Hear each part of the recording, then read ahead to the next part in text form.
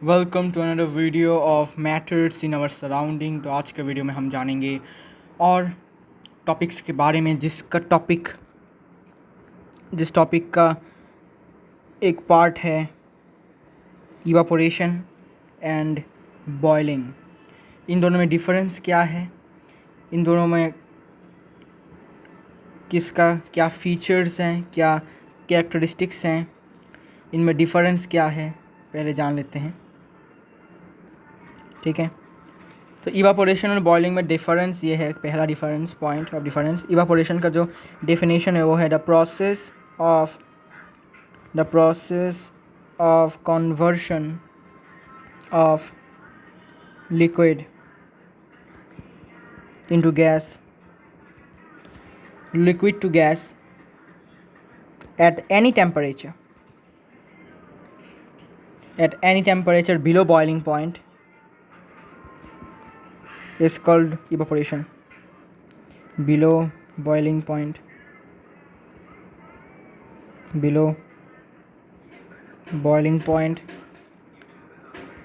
is called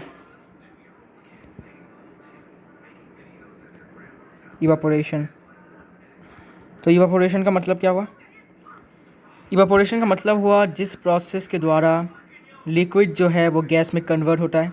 ठीक है, किसी भी टेम्परेचर में, एट एनी टेम्परेचर, लेकिन वो टेम्परेचर बॉइलिंग पॉइंट से कम होना चाहिए। सपोज वाटर का बीपी जो है, मतलब बॉइलिंग पॉइंट जो है वो कितना है, 100 degree Celsius.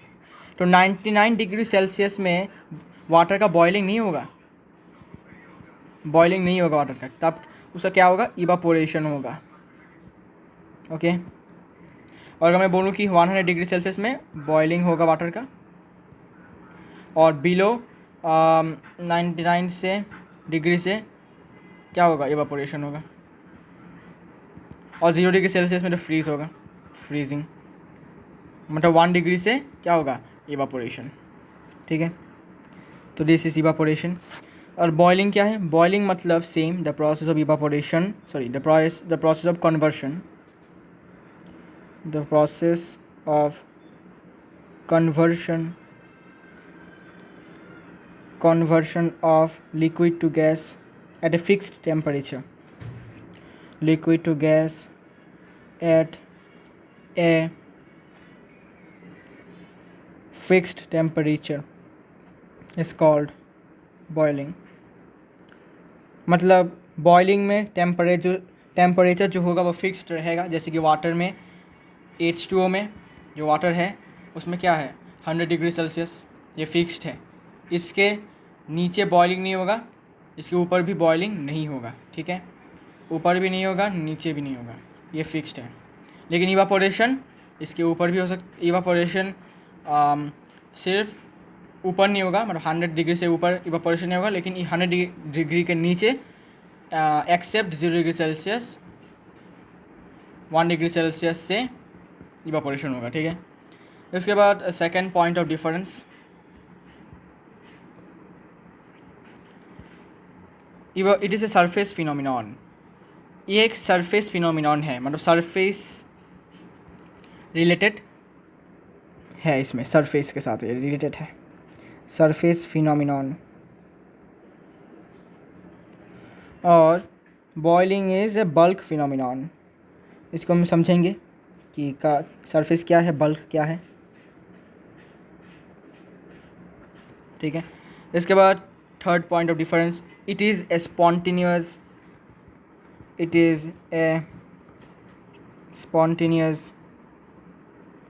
process, it's a spontaneous process।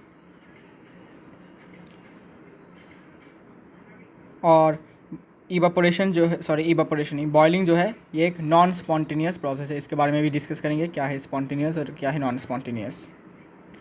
ठीक है, spontaneous process. Third point of difference, it is associated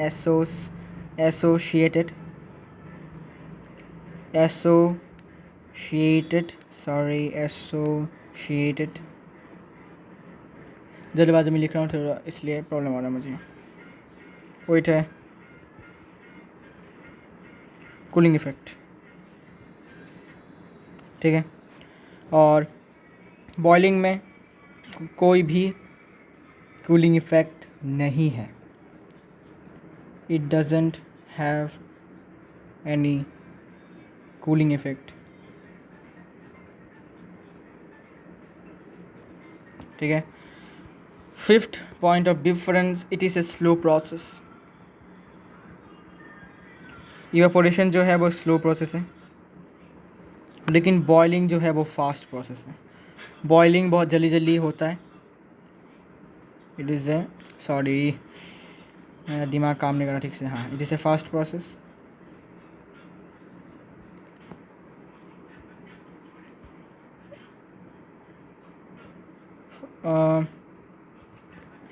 Sixth point of difference, heat from external source needn't be supplied.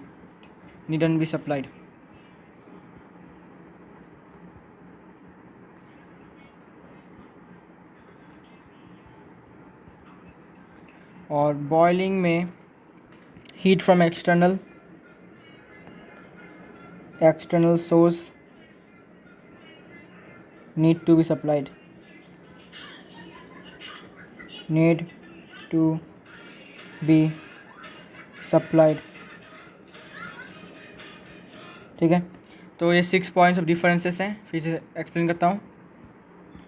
तो पहला पॉइंट ऑफ डिफरेंस है कि the process of conversion of liquid to gas. देखो, evaporation में common चीज़ है कि evaporation और बॉइलिंग में कॉमन चीज़ है कि लिक्विड गैस में कन्वर्ट होता है, बट इतना डिफरेंस है कि इवापोरेशन में कोई भी टेम्परेचर में प्रोसेस जो है ये प्रोसेस होता है, लेकिन बॉइलिंग पॉइंट से नीचे होगा, ठीक है। लेकिन बिलो बॉइलिंग पॉइंट होगा एवापोरेशन में। लेकिन बॉइलिंग में क्या है, बॉइलिंग में सेम है, लिक्विड से गैस में कन्वर्ट होता है, लेकिन एक फिक्स टेम्परेचर रहेगा, ओके। इसके बाद इवापोरेशन एक सरफेस फिनोमिनॉन है, एक्सप्लेन करूँगा। इसके बाद बॉइलिंग एक बल्क फिनोमिनॉन है, इसको भी एक्सप्लेन करूँगा। बल्क सब्सटेंस नहीं फिनोमिनॉन होगा, मैंने इसको गलत लिख दिया।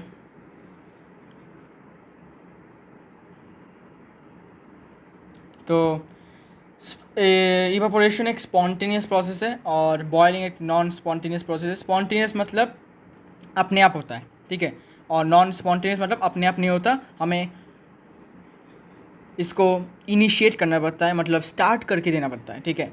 इसके बाद evaporation it is associated with A cooling effect, इसमें कूलिंग इफेक्ट से एसोसिएटेड है, तो इसको मैं समझाऊंगा कैसे कूलिंग इफेक्ट होता है। And boiling doesn't have any cooling effect, boiling में कोई भी कूलिंग इफेक्ट नहीं होता।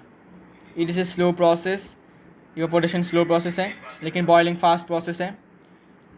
इवापोरेशन में हीट हमें नहीं देना पड़ता एक्सटर्नल सोर्स से। देखो, एक्सटर्नल सोर्स से हीट मतलब, देखो बॉइलिंग कैसा होता है, बॉइलिंग में एक सपोज मान लेते हैं एक बीकर है, या फिर मान लेते हैं एक यहाँ पर हम वाटर बॉयल करेंगे, तो ये पैन है, पैन, तो इसमें क्या करना पड़ता है, वाटर को बॉयल करने के लिए हमें क्या करना है, हमें नीचे से आग देना पड़ता है, ठीक है, हमें नीचे से आग देना पड़ता है, ठीक है। आग देने के बाद उसमें जो पानी है वो क्या होता है, उबलता है। अगर हम पानी मतलब अगर हम इसको ओपन रख देते हैं, मतलब पैन अभी ओपन है, ऊपर से ओपन है, तो अभी ऊपर से ये ओपन है ऐसे, ठीक है, ऊपर से ओपन है, तो अब क्या होगा पता है, तब आपको मतलब अगर आप बहुत ही स्लो इंसान हैं, मतलब बहुत ही पीसफुल इंसान हैं, तब क्या होगा, आप क्या कर सकते हो, आपको मतलब आग नहीं जलाना है, आग ना जला कर वो क्या करना है, आपको बस इसको ओपन नहीं ऐसे रख देना है। रखने से क्या होगा, हमारा फ़ायदा क्या है, रखने से क्या होगा, इवापोरेशन होगा। अब बोलोगे इवापोरेशन कैसे होगा, क्योंकि इवापोरेशन जो है वो कॉन्वर्शन ऑफ लिक्विड इनटू गैस, अभी लिक्विड से गैस में कन्वर्ट होगा, लेकिन क्या बोला, एट एनी टेम्परेचर। मान लेते हैं ये पानी जो रूम टेम्परेचर में है, सपोज 25 डिग्री सेल्सियस, तो 25 डिग्री सेल्सियस क्या है, it is smaller than 100 degree Celsius and what greater than 0 degree Celsius, है कि नहीं। तो ऑब्वियसली इसमें इवापोरेशन होगा, लेकिन क्योंकि इवापोरेशन क्या है, स्लो प्रोसेस है, हमें ये नहीं दिखता कि पानी मतलब पानी जल्दी जल्दी गैस में कन्वर्ट हो रहा है, क्योंकि ये स्लो प्रोसेस है। हमें धीरे, हम अगर एक काम करते हैं, आप इसको घर में ट्राई करके देखो कि आपको वाटर के लेवल करना है, वाटर लेना है एक बीकर में, वाटर लेने के बाद आपको लेवल करना है मार्कर से, बीकर ले सकते हो, बीकर में मार्क कर देना है, लेवल कर देना है, लेवल को मार्क कर देना है। थोड़ी आधा घंटा, 1 घंटा या फिर 2-3 घंटे 4 घंटे के बाद आप जब देखोगे, उसको खुला रखना है। Most important thing, you have to keep that beaker open from top, नहीं तो इवापोरेशन नहीं होगा, ठीक है। इसके बाद ये होगा, इवापोरेशन होने के बाद देखना जो लेवल है वो डिक्रीज़ करेगा या फिर इतना तक आ जाएगा, ठीक है। It means evaporation takes place any time anywhere at any temperature below boiling point, ठीक है। इवापोरेशन होता है। इसके बाद तो बॉइलिंग में हमने क्या देखा कि बॉइलिंग में हमें एक्सटर्नल सोर्स से देना पड़ता है बॉइलिंग होने के लिए। देखो हमने एक्सटर्नल सोर्स से हीट अप्लाई किया, हीट मतलब क्या, आग दिया, तभी पानी बॉयल होना स्टार्ट किया। नहीं तो अगर हम पानी नहीं देते हैं, मतलब आग नहीं देते हैं, तो पानी बॉयल नहीं होगा, क्या होगा, इवापोरेट होगा, ठीक है। अभी समझते हैं स्पॉन्टेनियस प्रोसेस क्या है। स्पॉन्टेनियस प्रोसेस के बारे में जानते हैं।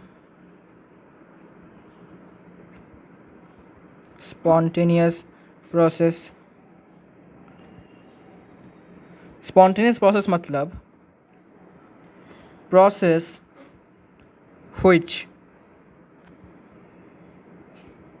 which goes to completion, which goes to completion on its own once initiated.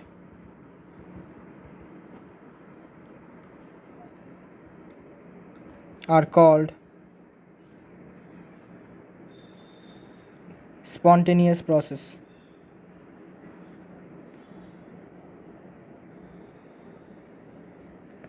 Are नहीं होगा, is called. And no external energy is needed. No external energy is needed. तो जो प्रोसेस कंप्लीट होता है, विच गोज टू कम्प्लीशन मतलब complete हो जाता है ऑन इट्स ओन, खुद ब खुद, वंस इनिशिएटेड मतलब एक बार स्टार्ट कर देने से वो खुद ब खुद ख़त्म हो जाता है, मतलब कंप्लीट हो जाता है वो वर्क या फिर प्रोसेस, उसे हम बोलते हैं स्पॉन्टेनियस प्रोसेस। और no external energy is needed. अभी देखो वंस इनिशिएटेड वाला पार्ट, जब हम एक बीकर लेते हैं, ठीक है, सपोज अभी बीकर में यहाँ पर ढक्कन लगा हुआ है, लीड लगा हुआ है इस बीकर में, ठीक है, इसके अंदर पानी है, ठीक है, और ये हमने इसके नीचे से कोई भी एक्सटर्नल सोर्स का कोई भी हीट नहीं दिया, ये ऐसा ही है, क्योंकि अभी ढक्कन है तो इवापोरेशन नहीं हो पाएगा, ठीक है। अगर हम ढक्कन को हटा दें, ढक्कन को हमने हटा दिया, तब हमने क्या किया, इनिशिएट कर दिया। इनिशिएट क्या किया, इवापोरेशन को शुरू होने का मौका दे दिया, ठीक है। अब जाके इवापोरेशन खुद ब खुद होगा, हमें कुछ और करने की ज़रूरत नहीं है, ऑटोमेटिक देखना थोड़ी देर बाद पानी धीरे धीरे पानी का लेवल कम हो जाएगा, ठीक है। इसे बोलते हैं स्पॉन्टेनियस प्रोसेस। अभी हम बात करेंगे बल्क और सरफेस के बारे में। अभी बल्क और सरफेस का मतलब क्या हुआ, देखो एक बीकर लेते हैं सबसे पहले। सपोज यहाँ पर एक बीकर है, ठीक है, यहाँ पर एक बीकर है,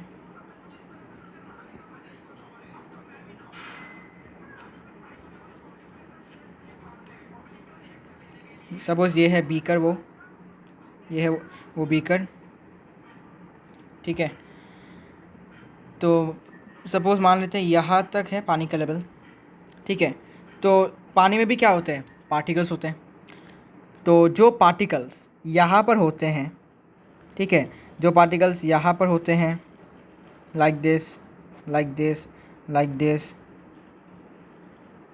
ठीक है। तो जो पार्टिकल्स यहाँ पर होते हैं, उन पार्टिकल्स को हम बोलते हैं बल्क पार्टिकल्स।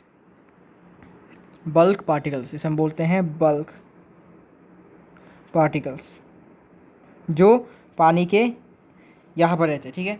और जो सरफेस में रहते हैं, मतलब यहाँ पर जो पार्टिकल्स रहते हैं, एक्चुअली पार्टिकल्स को ऐसे बनाते हैं ताकि अच्छा हो।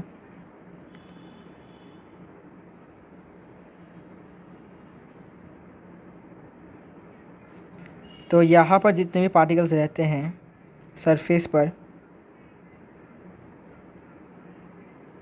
तो उन्हें हम बोलते हैं सरफेस पार्टिकल्स, ठीक है। जाहिर सी बात है, सरफेस में रहता है तो सरफेस पार्टिकल, और नीचे रहता है तो बल्क पार्टिकल।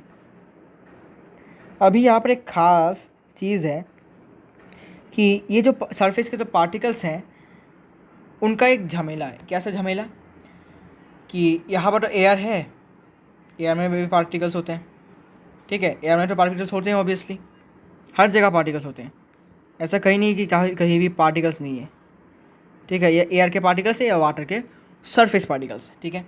अभी एक टर्म है जिसका नाम है सरफेस टेंशन, सरफेस टेंशन। अभी ये जो चीज़ है एक्चुअली ये फोर्स है, फोर्स ऑफ एट्रैक्शन है, inter particular force of attraction, ठीक है, सरफेस टेंशन। तो ये हर एक लिक्विड में होता है, हर एक लिक्विड में सरफेस टेंशन होता है। वो क्या करता है, पार्टिकल्स को बाहर सरफेस से, सपोज यहाँ पर पार्टिकल है ये, इसको बाहर नहीं जाने देता अनटिल उस पार्टिकल में शक्ति ना आ जाए, मतलब एनर्जी ना आ जाए, ठीक है।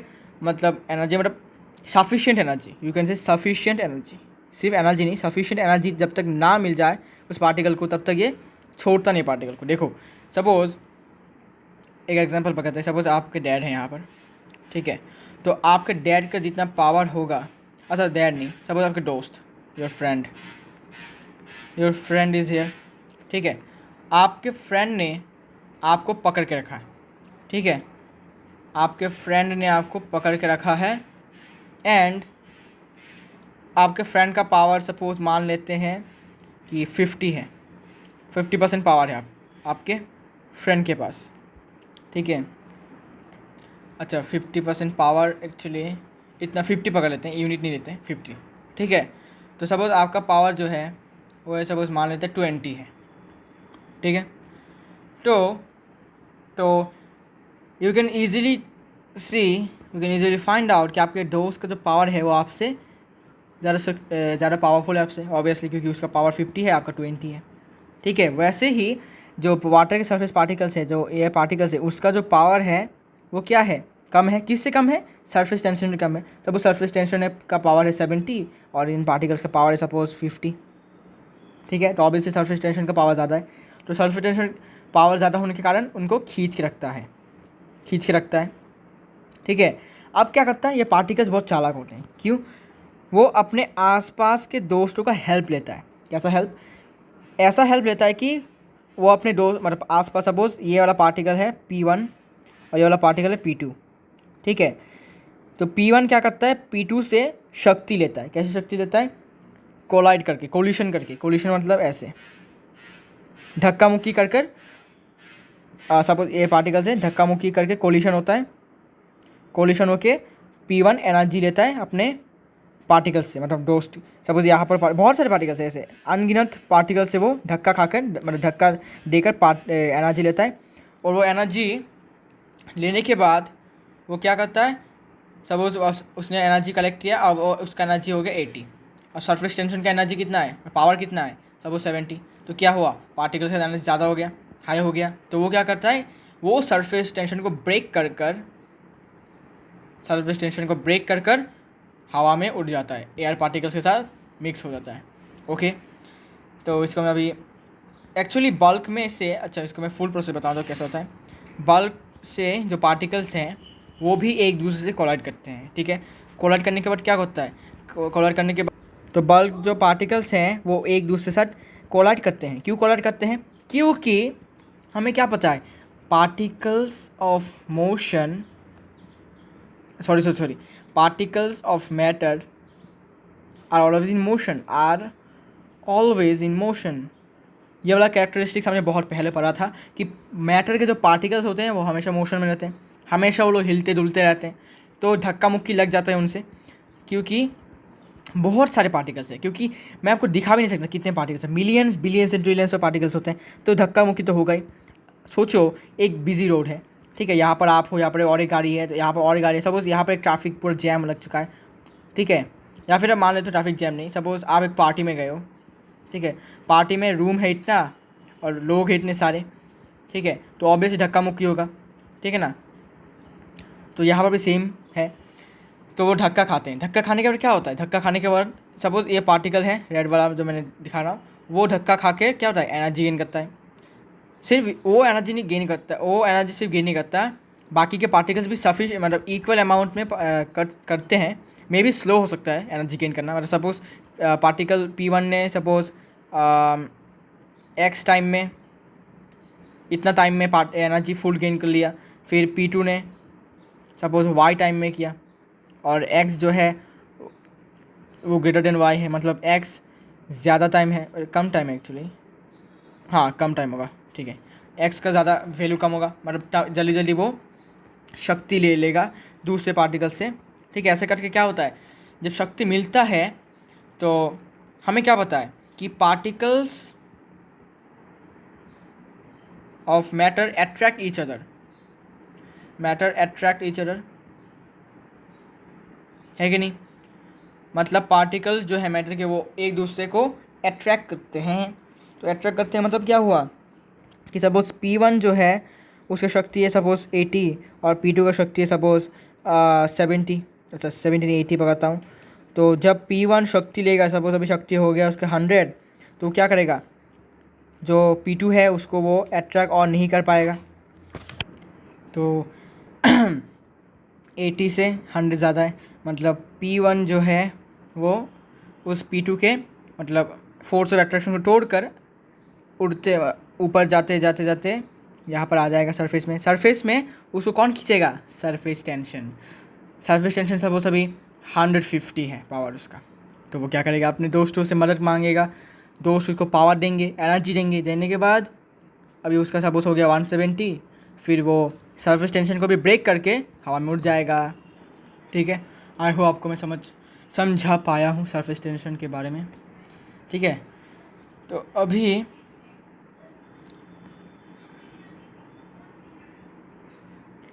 क्या होगा कि जब काइनेटिक एनर्जी बढ़ता है, काइनेटिक एनर्जी गेन्ड, तब पता है क्या होता है, तब होता है डेंसिटी कम हो जाता है।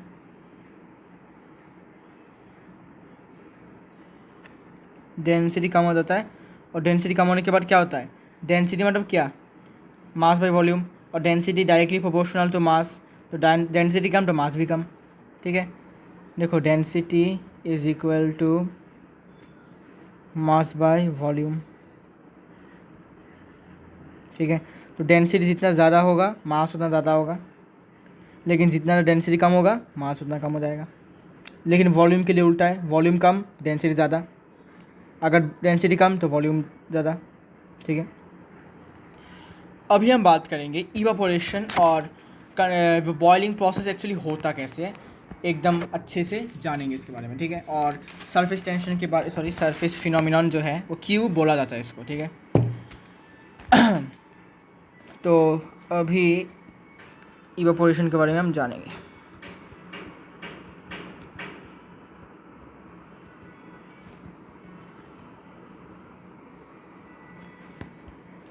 In evaporation,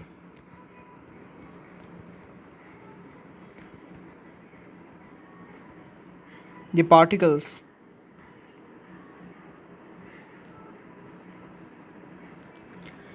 from the bulk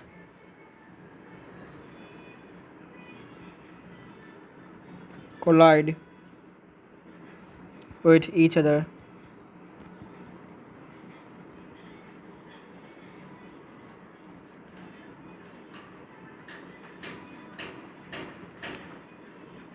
gain some energy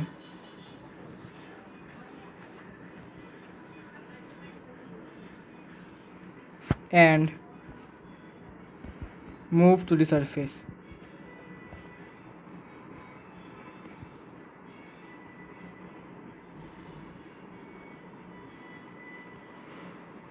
at surface, अच्छा इसको बोलने से पहले मैंने जो अभी लिखा ना, काइनेटिक एनर्जी गेन होता है, तो मैं जिस एनर्जी के बारे में बात कर रहा था वो काइनेटिक एनर्जी था। मतलब जब मैं बात कर रहे थे 150, 170, फिर 20, 80, 100 करके, वो सब काइनेटिक एनर्जी के बारे में था, ठीक है। तो जब कोई भी पार्टिकल, सपोज ये पार्टिकल, रेड वाला पार्टिकल, अगर काइनेटिक एनर्जी गेन कर लेता है सफिशिएंट है मान के, तो उसका डेंसिटी क्या होगा, कम हो जाएगा, मतलब क्या, हल्का हो जाएगा। हल्का मतलब क्या, ऊपर चला जाएगा। ऊपर चलने के बाद सरफेस टेंशन इसको रोक लेगा, खींचेगा सरफेस टेंशन उसको, लेकिन वो अपने दोस्तों से हेल्प मांगेगा, अपने दोस्तों से हेल्प मांगेगा, मतलब मुझे शक्ति दो, एनर्जी दो, मुझे काइनेटिक एनर्जी दो। तो वो क्या करेगा, उनके दोस्त हेल्प करेंगे ऑब्वियसली, क्योंकि बहुत ही अच्छे दोस्त हैं उनके, ठीक है, एक्चुअली सभी अच्छे हैं, ठीक है। इसके बाद सरफेस टेंशन से उसका पावर ज़्यादा हो जाएगा, मतलब सरफेस टेंशन जो force of, actually surface tension actually force of attraction ही है, ठीक है, बस इसका नाम थोड़ा सा ऐसा है, स्पेसिफाइड नेम है उसका बस, ठीक है। जाएगा तो ये हवा में उड़ जाएगा, हवा में उड़ गया मतलब क्या, इवापोरेशन हो गया। लिक्विड पार्टिकल जो था वो गैस में कन्वर्ट हो गया, गैस पार्टिकल में, बस सिंपल। तो अभी इसको जानेंगे। At surface, at surface they get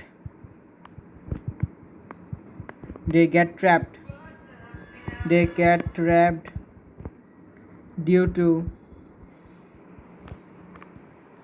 a net unbalanced inward force or pull। अभी जो मैंने नेट अनबैलेंस्ड इनवर्ड फोर्स या फिर पुल के बारे में बात किया, वो क्या है, सरफेस टेंशन। इनडायरेक्टली ये सरफेस टेंशन को मीन करता है, ओके। इसके बाद there they go on gaining energy from the surrounding particles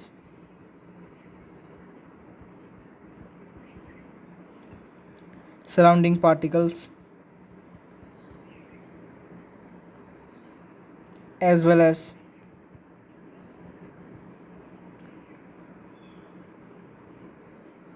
from the surrounding atmosphere।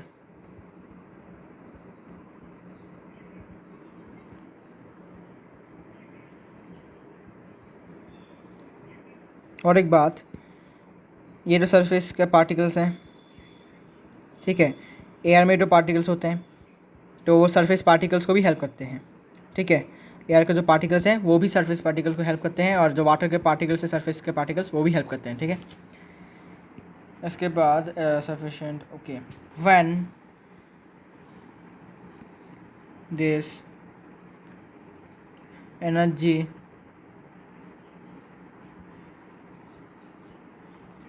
becomes sufficiently high,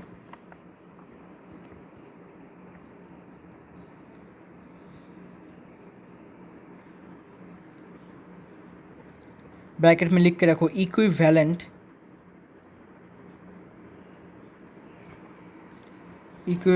latent heat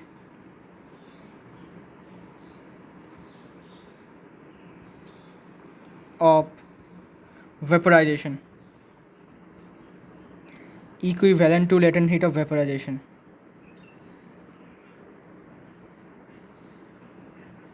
अभी लेटेंट हीट ऑफ वेपोराइजेशन क्या है इसके बारे में भी जानेंगे, ठीक है। So sufficiently high, comma, they break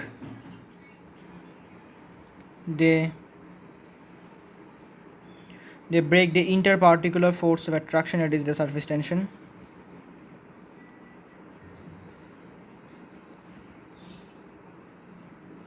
interparticular force of attraction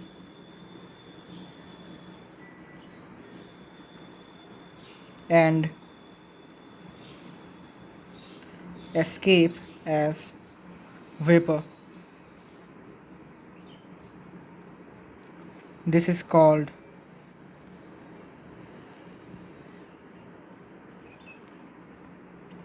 evaporation। Actually this is called नहीं है, ओनली दिस इज़ इवापोरेशन, क्योंकि मैंने अभी प्रोसेस को एक्सप्लेन किया है, डेफिनेशन नहीं बोला, ओके।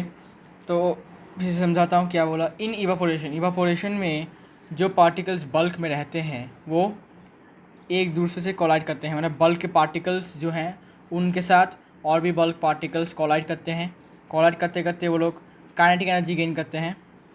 गेन करने के बाद काइनेटिक एनर्जी गेन करने के बाद क्या होता है, डेंसिटी कम हो जाता है, तो लाइट हो जाते हैं वो लोग, हल्का हो जाते हैं तो वो लोग move to the surface, surface में चले जाते हैं. At surface they get trapped due to a net unbalanced inward force pull, जिसे हम बोलते हैं surface tension.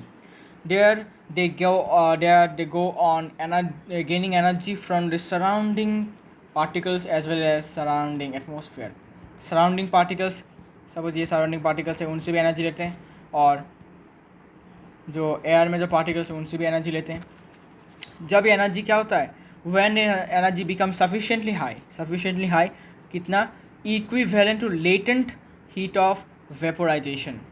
Latent heat of vaporization से जब इक्वल हो जाता है, इक्विवेलेंट हो जाता है, तब क्या होता है, वो जो पार्टिकल्स है वो inter particular force of attraction को ब्रेक कर देता है, तोड़ देता है, इसके बाद वो लोग आज़ाद हो जाते हैं. इसको हम बोलते हैं इवापोरेशन, मतलब गैस बन जाती है. वेपर मतलब यहाँ पर गैस. ओके, अभी बोला है कि कूलिंग इफेक्ट. ठीक है, तो कूलिंग इफेक्ट क्या है, देखो. सिंस कूलिंग इफेक्ट से पहले सरफेस फिनोमिनन का डाउट सॉल्व करता हूँ. Since the escaping of liquid particles can take place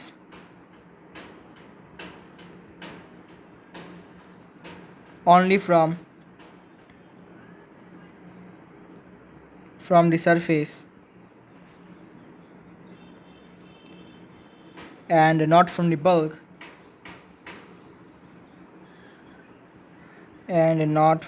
bulk, it's also called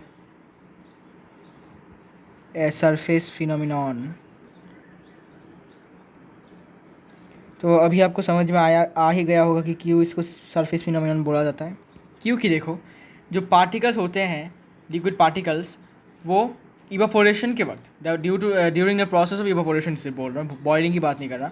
जब इवापोरेशन प्रोसेस में होता है, जो लिक्विड पार्टिकल्स होते हैं वो सिर्फ सरफेस से ही मतलब एस्केप कर पाते हैं, लेकिन बल्क से एस्केप नहीं कर पाते. ठीक है, इसीलिए इसको सरफेस फिनोमिनन बोला जाता है. देखो, पार्टिकल्स जो हैं वो सिर्फ सरफेस से ही एस्केप होते हैं, बल्क से एवापोरेशन में एस्केप नहीं हो पाते, लेकिन बॉइलिंग में होते हैं, इसलिए बॉइलिंग बल्क प्रोसेस है. ठीक है, एक्चुअली बॉइलिंग में दो सरफेस से भी होता है और बल्क से भी होता है. ठीक है, इसलिए फिर भी इसको बल्क फिनोमिनन भी बोला जाता है. ठीक है, बॉइलिंग को. लेकिन इवापोरेशन में बल्क से पार्टिकल्स एस्केप नहीं कर पाते हैं.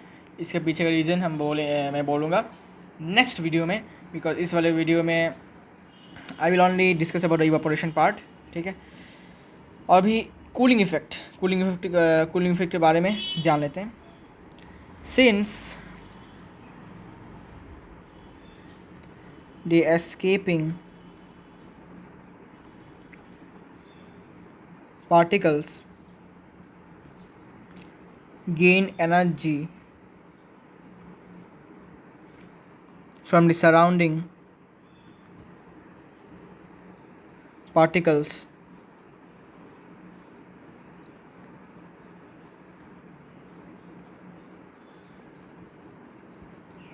the particles that remain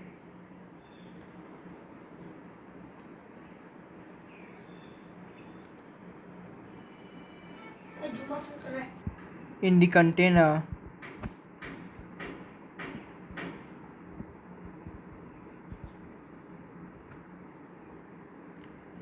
go on losing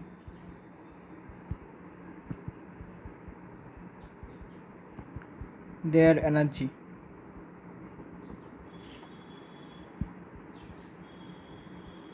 Hence, evaporation always causes cooling.